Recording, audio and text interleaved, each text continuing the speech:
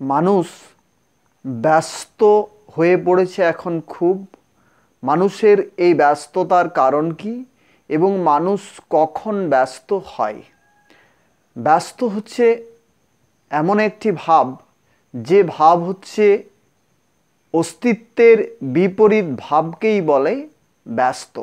অর্থাৎ মানুষ যখন যে অস্তিত্ব রয়েছে বা নিজের যে স্থিত ভাব রয়েছে সেই স্থিত ভাব থেকে সরে যায়, তখনই একটা মানুষ ব্যস্ত হয়। মানে বিপরীত অস্তিত্বের দিকে, মানে অস্তিত্বের বিপরীত দিকে যদি মানুষের গতি হয়, তখনই মানুষ ব্যস্ত হয়, উদ্বিগ্ন হয়, তার মধ্যে চঞ্চলতা থাকে। তাহলে স্থির ভাব মানুষ উপলব্ধি যদি না করতে পারে, তখনই মানুষের জীবন ব্যস্ত হয়ে ওঠে, চঞ্চল হয়ে ওঠে, অস্থির হয়ে ওঠে।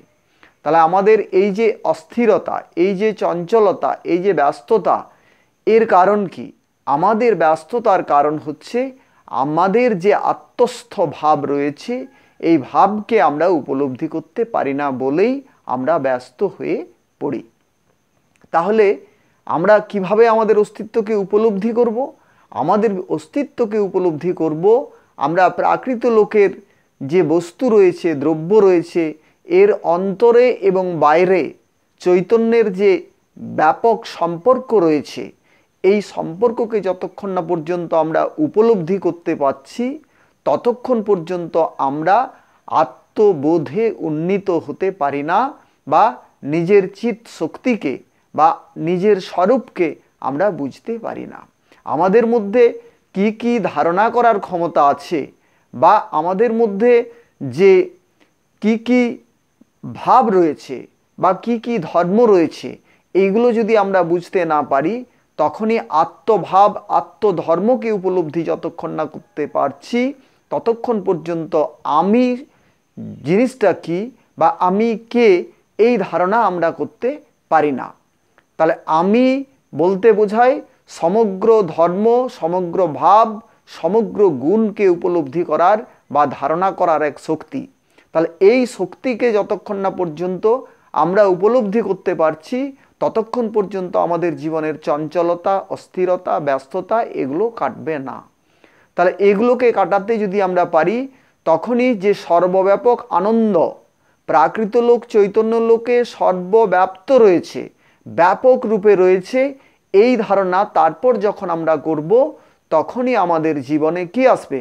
আমাদের জীবনে প্রকৃত শান্তি, প্রকৃত বিশ্রাম এবং সমস্ত কিছুর সমাধান, নিষ্পত্তি, সিদ্ধি, এক চূড়ান্ত অবস্থিতি, পরমে আমরা যখন পৌঁছাতে পারবো, বা নিয়ন্তার যে আনন্দিত ভাব, নন্দিত ভাব সর্বব্যাপক, সর্বত্র বিরাজমান, এই উপলব্ধি যখন আমরা বুঝতে পারবো বা করতে পারবো, তখনই আমাদের মধ্যে কি আসবে?